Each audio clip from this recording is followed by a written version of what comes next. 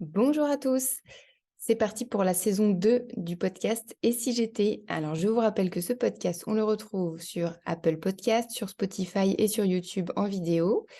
J'interviewe des jeunes actifs qui nous partagent leur parcours d'orientation, plus ou moins linéaire, plus ou moins facile, les difficultés qu'ils y ont rencontrées, comment ils y ont fait face, et puis leurs premières années d'expérience professionnelle.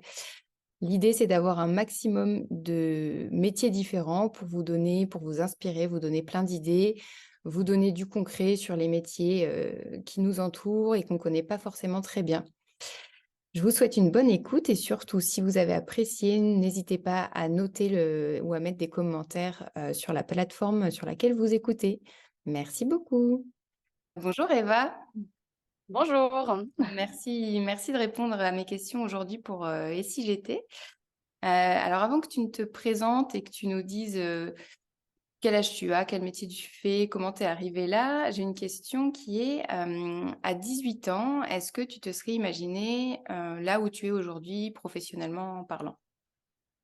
Oui, plutôt, mais il faut aussi savoir que, toute petite, je souhaitais être pédiatre, donc OK. toujours avec les enfants, mais pas le même métier, et en fait, je n'étais pas très bonne en mathématiques et dans les matières scientifiques, donc on m'a gentiment, dit qu'il faudrait que je pense assez rapidement à un autre métier.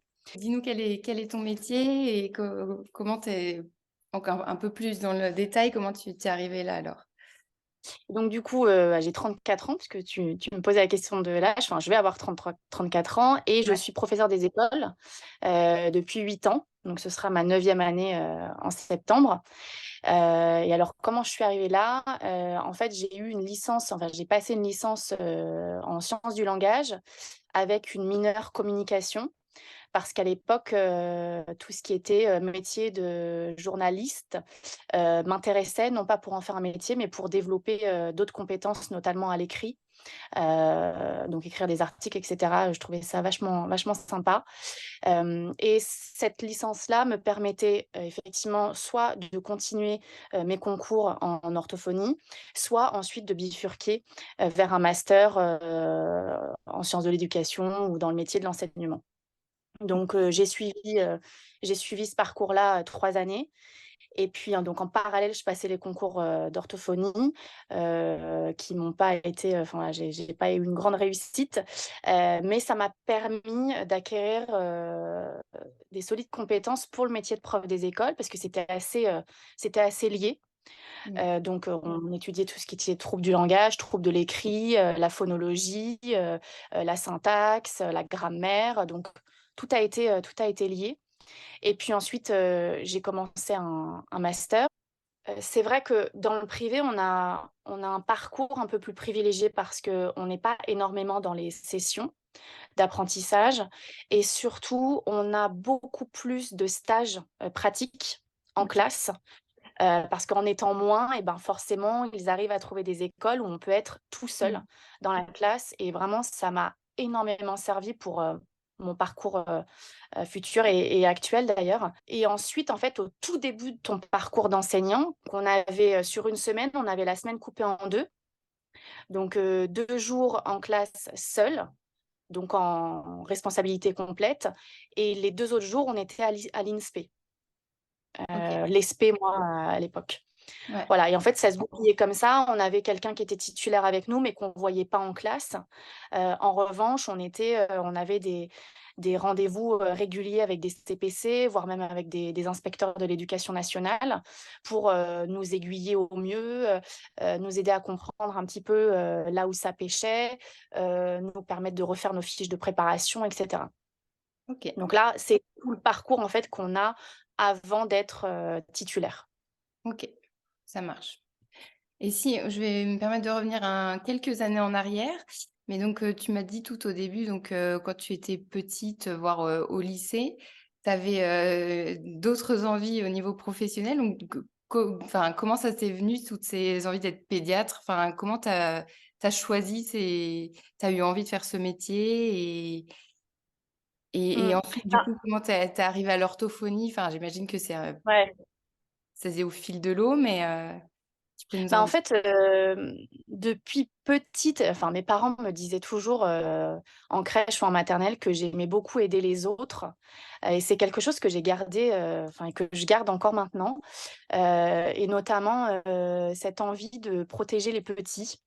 Alors, voilà, c'est même dans mes amis, hein, on m'appelle souvent la maman du groupe parce qu'effectivement, je suis quelqu'un qui suis assez prévenante, donc j'ai toujours eu cette envie-là de protéger, d'être prévenante avec plus petit que moi, et puis mêlée à du médical. Parce que pour Ouais, moi, prendre soin de quelqu'un, c'est le cas de le dire, c'est ouais, pas que, voilà, c'est du bien-être aussi, psychique, mais c'est aussi du bien-être dans le domaine médical. Donc OK. au final, enfin, sur tout mon parcours, maintenant que j'arrive à faire une Mmh. rétrospective à plus de 30 ans, Ouais, heu, tous les choix que j'ai pu faire, dans les différents métiers, pédiatre, orthophonie et professeur des écoles, il y a toujours eu le monde de l'enfance, qui a été, prédominant pour ouais. mes choix professionnels, et le monde du bien-être, du psyché, de prendre soin de l'autre, et de la transmission finalement. Mmh mh. Donc ça a été un sacré fil conducteur. Au Ouais, début, je m'en suis pas forcément rendu compte, mais c'est après, je me suis dit: «Ah oui, effectivement, ouais. ce ne sont que des choix de métier qui vont dans un certain domaine, et avec Mmh. des compétences, particulières». D'accord, et comment tu l'as vécu le fait qu'on te dise que, il faille que tu regardes ailleurs que médecine, que pédiatre, co ça, c tu étais où? Tu étais déjà au lycée quand on t'a un peu Ouais. En dirigée? fait, pour, du coup, on revient en arrière là, quand je suis rentrée dans ce lycée-là, donc j'ai fait pratiquement toute ma scolarité dans des établissements, privés. Ouais, Hem Et des établissements qui étaient assez, exigeants, assez difficiles au niveau de nos compétences, sociales et autres. ouais, Et en fait, mon directeur de collège, qui était quelqu'un, d'adorable, m'avait recommandée à ce lycée-là parce que, j'étais déjà à l'époque une élève très travailleuse. J'ai toujours été très sérieuse. Alors, je n'ai jamais eu des notes excellentes, j'ai jamais été dans le haut du panier, je me suis toujours battue pour, réussir, et ouais. même au-delà de ça, et lui avait dit à cette directrice de lycée, «Il faut que vous la preniez, c'est quelqu'un qui est vraiment consciencieux, voilà, en gros, vous n'allez pas perdre au change, quoi, si je puis dire». Ouais, Et quand tu arrives dans ce type de lycée, tu as un entretien. Donc OK. tu as tes parents, tu as la direction qui est en face de toi, et cette directrice, avait épluché tous mes bulletins de collège et m'avait dit droit dans les yeux: «Oui, Eva, bah, qu'est-ce que vous voulez faire plus tard?» Et donc je lui ai dit: «Écoutez, ça fait, plus de 10 ans que je souhaite être pédiatre». Bon, on en discute et elle me dit: «Mmh, là, en revanche, vu vos notes en mathématiques, ça va pas le faire, quoi». OK. Et Dès en le fait, collège, elle c'était t'a enfin, même pas entrée au lycée, c'était non. déjà, Ouais, c'était déjà fichu et c'est choquant, en fait. Moi, je l'ai très, très mal vécu. ouais, C'est choquant parce qu'en fait, on brise une sorte de rêve, hein, finalement, parce ouais, qu'on en rêve de ces métiers-là, aussi jeunes, et on te dit: «Bah, voilà, en fait, si tu rentres dans mon établissement, non seulement, il va falloir cravacher en mathématiques et en sciences parce que là, tu n'as pas le niveau, mais en plus de ça, tu ne vas pas réussir à faire le métier dont tu rêves». ouais, Donc là, les portes se referment et on se dit: «OK, qu'est-ce que je fais? ouais, Je vais où? Qu'est-ce que je fais de cette information?» Plutôt de ces informations. J'ai décidé de persévérer, ouais, mais il y avait quand même une petite voix dans ma tête qui me disait: «Écoute Eva, il y a une dizaine d'années d'études, c'est sûr, tu as toujours voulu faire ça, mais effectivement, les notes ne suivent pas». Moi, je savais qu'ils n'allaient pas me prendre dans la branche scientifique, donc S, je le ouais. savais d'avance. Donc je me suis dit: «OK, l tout ce qui est» on parlait de journalisme, «tout ce qui est littérature te plaît également, pourquoi pas aller en bac L et puis voir d'autres perspectives». Donc j'ai rebondi comme ça. J'ai rebondi en OK. me disant: «Tu n'es pas nulle, tu vas arriver à faire autre chose», et j'ai tenté de trouver effectivement un domaine qui liait un petit peu, Ouais, ce qui me plaisait dans la pédiatrie. et Donc q c'est et comme ça com que j'ai rebondi.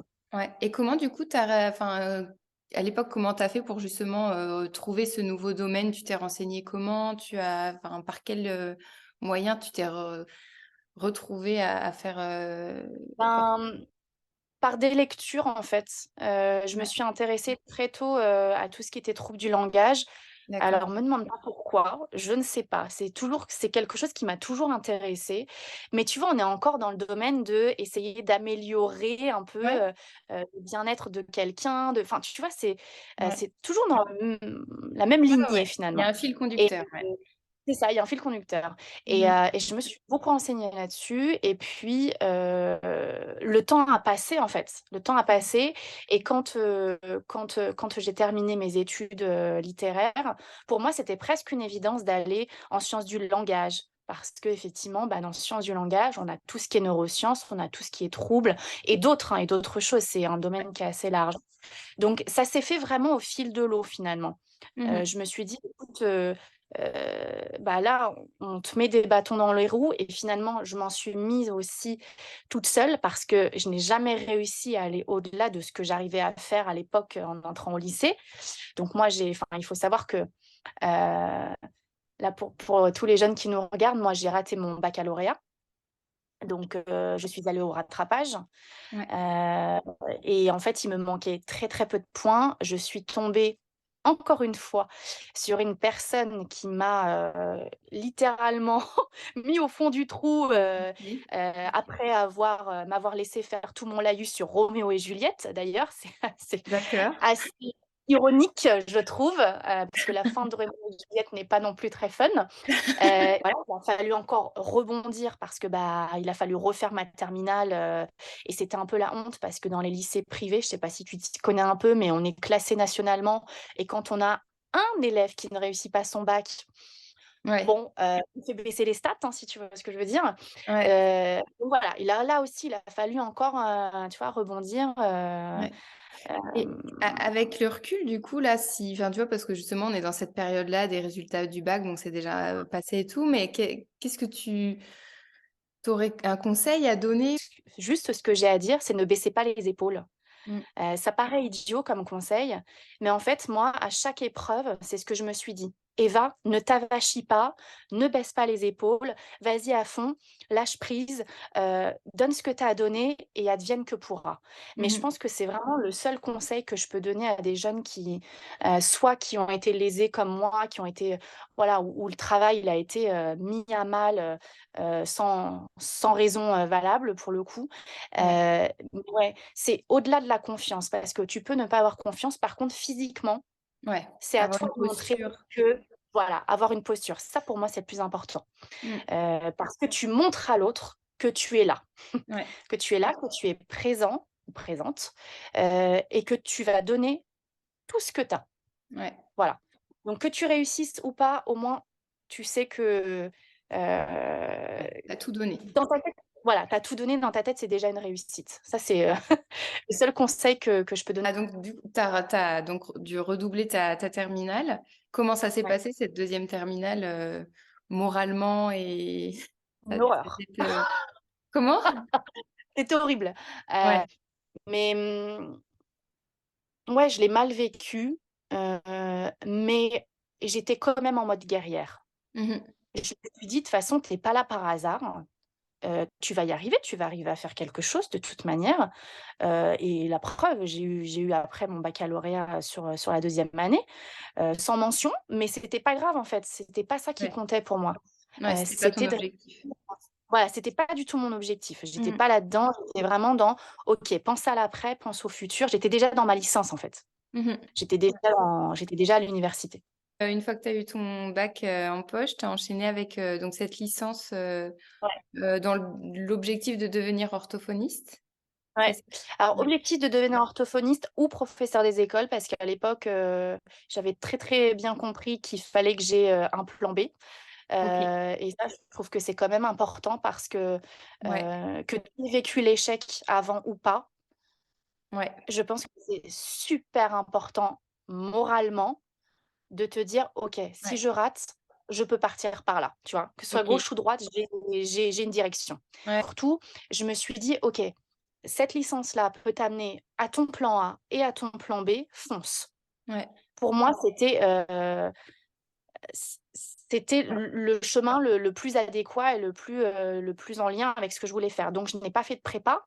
C'est certainement ça aussi qui ne m'a pas fait avoir le concours, hein, il faut quand même être clair, hein. Quand on Mmh. bosse, 7 jours sur 7, sur des concours blancs avec, des gens qui nous accompagnent, des coachs, des enseignants, des camarades de classe et que moi j'étais en licence, communication plus sciences du langage plus les concours, c'est sûr que la charge de travail, elle est Oui. différente Ouais. et ton temps est voilà, tu places pas le curseur de la même manière. Mmh. Mais tu vois, être professeur des écoles n'a jamais été un comment dire? Un plan, relégué, à Ouais. la dernière Ouais, place. ouais, il était au même niveau que Il était au même niveau que l'orthophonie et je regrette pas parce que, ces concours d'orthophonie m'ont apporté beaucoup de choses vraiment, pour ce métier-là de professeur des écoles. OK, je ne suis pas orthophoniste, mais j'ai une base sur ça, ça, ça. ouais. Je peux m'en servir pour tenter, alors non pas de diagnostiquer parce qu'on n'est pas dans le diagnostic, nous, ce n'est pas notre travail, mais de tenter, de remédier à certaines difficultés, par rapport à des lectures et aux concours, Ouais. que j'ai pu passer. Ça m'a aidé aussi forcément, à être sereine quand j'ai passé le concours de professeur des écoles, j'avais pas peur. Dis-toi que sur 3 ans, j'ai passé 10 concours par an pour Ouais. l'orthophonie. Ah Donc oui, ça fait 30 concours, énorme. heu, c'est énorme Ouais. et franchement, je suis arrivée au concours de professeur des écoles, mais j'étais bien. J'ai j'étais rodée, enfin, je peux pas te Ouais. dire autre chose. Je me suis dit: «OK, je sais comment faire, j'ai ça, ça, ça, ça, ça à faire, hop, méthodologie tout de suite». Tu vois? Je Ouais, ouais, je ouais, et j'ai pas eu ce gros coup de stress qu'on peut avoir quand c'est la première fois qu'on passe des concours et ce qui est normal. ouais. Donc oui et puis, bah, après, tout ce qui est syntaxe, la grammaire, l'orthographe, quand, tu dois apprendre le dictionnaire, parce que c'est littéralement ça, tu apprends le dictionnaire pour devenir orthophoniste, bah, forcément, il y a des choses, qui te restent, quoi. Ouais, Donc OK. ça a bien Ouais, aidé. donc ça t'a Heu, ça t'a vraiment enrichi, ouais, et servi, complètement, ouais, OK. c'est ça. Et ensuite, si on peut passer, du coup, aux études justement pour être, enfin, une fois que tu as passé le concours de professeur des écoles, tu parlais de différents stages que tu as fait. Mmh. Est-ce qu'il y a un stage qui t'a plus marqué qu'un autre, en particulier dans le bon sens ou le mauvais sens du terme? Alors, oui, il y en a un alors qui m'a marqué positivement. Donc sur ma première année, donc, quand, j'étais en, comment dire? En formation, privée, Ouais, j'ai eu un stage en responsabilité, pendant 3 semaines en CM1 et j'en ai eu un autre de 3 semaines aussi en CE1 et en fait, lors du stage en CM1, j'ai été, hem, comment dire? Quand je suis arrivée, en fait, dans cette classe, enfin, je veux dire, j'étais pas encore enseignante et l'enseignante d'ailleurs, j'ai eu des contacts des années, après avec elle. L'enseignante m'a fait confiance, mais de A à Z, en fait. Elle OK. m'a laissé prendre mon rôle de future maîtresse. Elle m'a laissé la place pour préparer mes cours. Elle m'a laissé toute la gestion de classe. Mais tu vois, on pourrait dire: «Oui, enfin bon, elle aurait pu t'aider». Non, c'était pas ça parce qu'elle m'aidait après. Mais vraiment, je me souviens d'elle en tant que, heu, enseignante, comment dire? Prévenante aussi, tu vois? Là, je suis tombée Mmh. vraiment sur quelqu'un de bienveillant et qui m'a Ouais, laissé la place. ouais, Et je me suis dit lors de ce stage-là, je me suis dit: «Ah mais en fait, c'est bon, je suis faite pour ça, quoi. Je ouais, je sais que je suis à ma place, je tiens mon rôle, j'y arrive». Parce que ça, tu vois, c'est la première fois où je réussissais toute seule sans que quelqu'un me dise: «Ouais, ouais, enfin bon, pense à autre chose, fais autre ouais, chose, blabla». ouais. Et je me suis sentie à ma place OK. et ça m'a fait un bien fou. Cette enseignante-là m'a fait un bien fou, Ouais, sincèrement. OK. Et ouais, ça, c'est un bon souvenir. Ouais. Bon souvenir. Alors, est-ce que tu peux nous dire qu'est-ce qui te plaît aujourd'hui, profondément dans ton job? Ah, heu, l'adaptabilité. Ouais. Et En fait, c'est un métier dans lequel tu ne peux pas, t'ennuyer, d'une, dans lequel tu es sans cesse en train de t'adapter parce que tu t'adaptes aux parents que tu as et qui changent, tous les ans. Tu t'adaptes aux enfants que tu as en face de toi parce que j'ai toujours, l'habitude de dire: «Enfant avant élève». un peu de Ouais, psychologie, de l'enfant. ouais, Tu t'adaptes aux locaux que tu as. Là, par exemple, après 5 ans dans mon école, je déménage. ouais, Tu es obligé, hein, de t'adapter. Tu t'adaptes à la direction que tu as, qui change parfois. En fait, tu es tout le temps dans ma tête, je me vois sur un trampoline, tu vois? C'est une image, mais en fait, j'ai l'impression d'être jamais fixe et d'être ouais, toujours en train de sautiller. ouais, Et du coup, tu t'adaptes à chaque fois, tu t'adaptes aussi chaque jour. Tu as beau prévoir, tu as beau, être sûr de toi sur la gestion de ta classe, sur, les événements qu'il y a, sur la journée, tu as toujours un petit pépin, tu sais, qui arrive comme ça, et toi, tu es là en train de sautiller, tu dis: «OK, bon, il faut que je m'adapte, que je change ci, ça». Ouais, c'est vraiment c'est un métier prenant, mais c'est aussi un métier dans lequel vraiment, je pense que si tu t'ennuies, c'est qu'il faut que tu changes là. C'est que c'est terminé, que tu as fait le tour et ouais, qu'il faut voir autre chose. Mais, ouais, au-delà de la transmission, parce que évidemment, c'est un métier où on transmet et encore heureux. Mais, ouais, moi, je le vois vraiment comme une adaptation constante. ouais. Voilà, qui me OK, plaît. OK, ça marche. Et là, tu dis que tu déménages, c'est parce que du coup, tu changes d'école ou parce que tu changes géographiquement carrément de lieu? Alors non, je change d'école. Je reste en Île-de-France, mais je change Ouais. d'école et j'ai réussi à obtenir enfin une école, proche de la maison. D'accord. Donc ça va clairement me changer la vie. Je passe de 1 heure de transport à 20 minutes, quoi. OK. Donc voilà, ça va faire du bien, je pense, physiquement aussi. Et donc bah, là, je suis en plein déménagement, ça fait, 2 jours que j'y suis là, Ouais, il a fallu tout rapatrier parce qu'on se rend pas compte, mais en fait, on déménage en appartement, hein, quand on change d'école, clairement, il faut le dire. ouais. Parce Et que tu as beaucoup de matériel qui t'appartient, c'est ça? oui, Ou oui, alors ouais, ça, oui, c'est quelque chose qu'il faut se mettre en tête quand tu entres dans l'éducation nationale. Sincèrement, on pour je sais même pas si je peux dire qu'on pourrait faire sans parce que, bah, il nous manque toujours des choses. Mais oui, les 4 premières années, j'ai énormément dépensé pour la classe. Ça, d'accord. en Tu as investi dans du matériel, des livres ou c'est ouais, ça? ouais, et bah, beaucoup de livres parce que tu as très peu de bibliothèques qui sont fournies dans les écoles. D'accord. Donc bah, j'ai acheté énormément de livres et comme j'ai changé souvent de niveau, bah, du coup, il faut réadapter ta Tu tous bibliothèque les à l'âge des enfants. Voilà, c'est ça. J'ai à peu près tout, hein, je pense, hein, de la maternelle jusqu'au CM2, c'est bon. Et ouais, puis après, ça paraît idiot, mais selon ta pédagogie, moi, je travaille en flexible, je travaille en atelier, tu as toujours des petites boîtes à acheter, tu as toujours des feuilles à plastifier à acheter, des jeux. Je travaille beaucoup avec les jeux de société, donc j'achète des jeux de société, un tapis pour, faire un coin cosy pour la bibliothèque. Enfin bon, ouais, c'est des choses idiotes, mais en fait, mises bout à bout, qui reviennent assez cher et donc effectivement, tu reviens avec beaucoup de choses. d'accord. Ouais, Même en art plastique, tu achètes beaucoup de papier, enfin bon, bref, ouais. Et par on rapport, dépense. tu dis que tu utilises telle ou telle pédagogie, donc quand tu es, professeur des écoles, tu peux avoir différentes manières d'enseigner, qui te sont propres? Je veux dire, c'est libre, en fait? Oui. Enfin, Oui, alors c'est ce qu'on appelle, la liberté pédagogique, qu'on chérit, plus que tout pour le coup, ouais. et dans laquelle, bah, chacun peut s'y retrouver, et quand tu rentres dans une classe, c'est ça aussi qui fait la richesse d'une école, c'est quand tu rentres dans une classe, que la personne ne travaille pas de la même manière que toi, et ben, ça t'enrichit professionnellement parlant, personnellement aussi, Mmh. humainement, et c'est là que c'est intéressant, tu vois? C'est là où, travailler les portes ouvertes, littéralement. Moi, je travaille toujours portes ouvertes parce que ça permet de dire à l'autre: «Bah, voilà, si tu as envie de venir chez moi, si tu as envie de venir dans mon cocon, viens et on Ouais, peut discuter, quoi».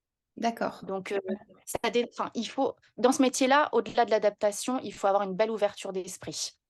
Si tu en as pas, c'est quand même assez compliqué, quoi. Mmh. Donc OK. oui, on est libre et en même temps, on est un petit peu Oui, enchaîné parce qu'il y a les programmes, hein, oui, tu forcément. es quand même, tu as un cadre, en fait. Voilà, Et c'est dans ton cadre, cloisonné, tu as un cadre. tu C'est ça. ouais, Mais après, à l'intérieur de ton cadre, tu as tes propres projets, tu as ta propre pédagogie. Ouais, ouais. ouais.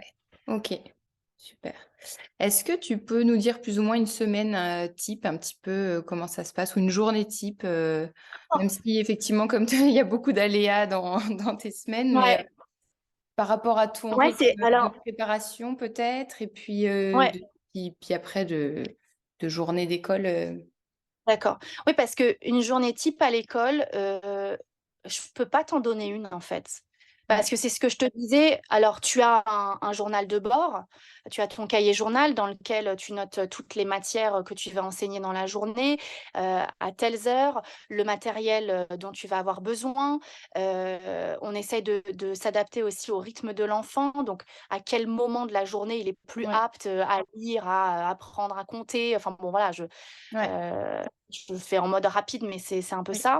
Mmh mh. Hem, mais à l'intérieur de cette journée-là, il y a tellement de choses qui peuvent arriver. Mmh mh. Tu as une trame, en fait, c'est une trame. Après, rares sont les journées où sur cette trame-là, tu arrives à tout faire. Mmh mh. Généralement, et je pense que d'autres enseignants, peut-être qui m'écouteront, seront d'accord avec moi, généralement, tu as entre 30 et 45 minutes dans la journée qui ne sont pas faits. Alors avant, je travaillais le mercredi, tous les soirs, le samedi et le dimanche. Donc j'avais des semaines à plus de 60 heures par semaine, hein, faut être honnête. Ouais, Clairement, quand tu débutes dans le métier, tu abats un certain nombre d'heures, ouais, contrairement à ce qu'on peut croire et ce qu'on fait croire à certains. ouais. Mais non, ça travaille. Là maintenant, mon rythme, comme il a changé, je travaille le mercredi lors de la sieste, j'ai 2 heures environ où je fais, jeudi, vendredi. Je fais Ouais. les 2 jours en même temps. Et le samedi ou le dimanche, je travaille plus les 2 jours, je prépare pour lundi, mardi et hop, je fais une boucle comme Ouais, ça. ouais. OK. Alors voilà, c'est chacun après trouve Ton son rythme. rythme, hein. Est-ce que tu as quelqu'un dans le métier, enfin, qui quand tu étais au lycée ou dans tes études ou même maintenant, qui t'inspire par rapport à ton travail? Ah, c'est une bonne question. Heu, c'est pas du tout, c'est pas que je suis pas modeste, mais en fait, je me nourris de plein de personnes à la fois. Ouais, Et en fait, mais ça, c'est aussi dans ma vie, j'ai du mal à me focaliser sur, un sujet, une thématique et donc une personne. ouais. Pour moi, ce job-là, il faut le prendre dans sa globalité. Et alors bien sûr, quand tu vois Philippe Mérieux, les travaux qu'il a pu effectuer et cetera, enfin, bien sûr que c'est un grand nom et il y en a plein d'autres.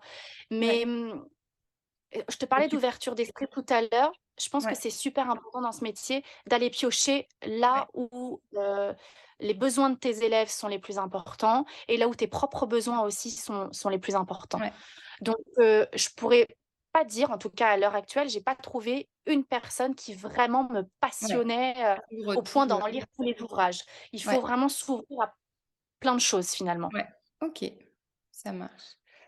Est-ce que tu aurais un conseil à donner pour terminer, aux lycéens qui aujourd'hui, recherchent, ce qu'ils ont envie de faire, sont un peu peut-être un peu perdus dans leur, par rapport à leur avenir scolaire ou professionnel? Est-ce que toi, tu aurais un conseil à leur donner aujourd'hui? Ben, je pense que le meilleur conseil que je peux leur donner, c'est d'en parler en fait. Ouais. Parce que parfois, bah, quand on est plus jeune, qu'on se pose des questions sur son avenir, sur son futur, sur le travail, parce que c'est vrai que quand on a 18 ans et qu'on sort des études, qu'on sort des études, qu'on sort du lycée et qu'on doit aller chercher Mmh. d'autres choses, enfin, pour avoir un métier, on voit ça comme un monde, tu vois, waouh, hyper exigeant, bon sang, il faut que je gagne ma vie parce qu'après il faut que je prenne mon appartement, enfin, tu vois? En fait, on Ouais, est assez conditionné sur, une certaine, ligne de conduite dans la vie.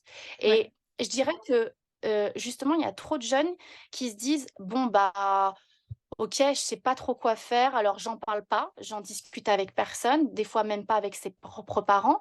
Alors qu'en fait, parfois, la solution, elle est à travers le regard de l'autre, à travers la parole de l'autre.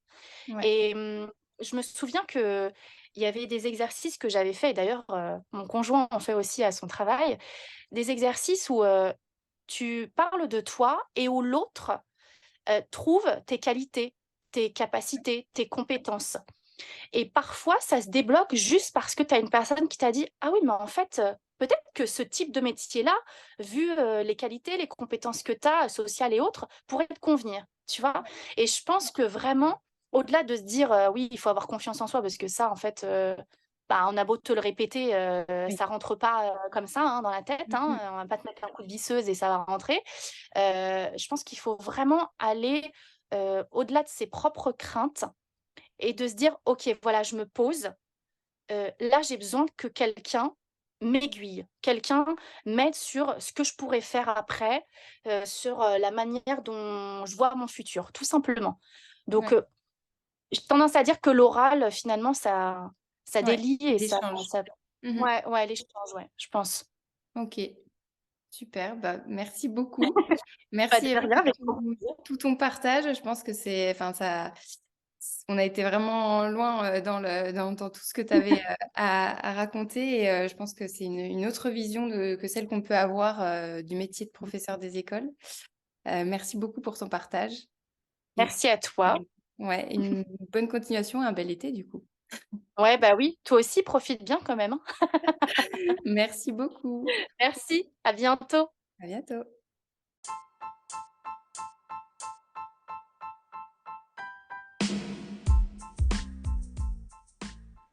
Et voilà, l'interview est terminée pour aujourd'hui. J'espère que ça t'a plu, que tu as pris une bonne dose d'inspiration et de motivation pour avancer dans ton parcours d'orientation. Et surtout, dis-moi en commentaire si tu as aimé et n'hésite pas à la partager autour de toi.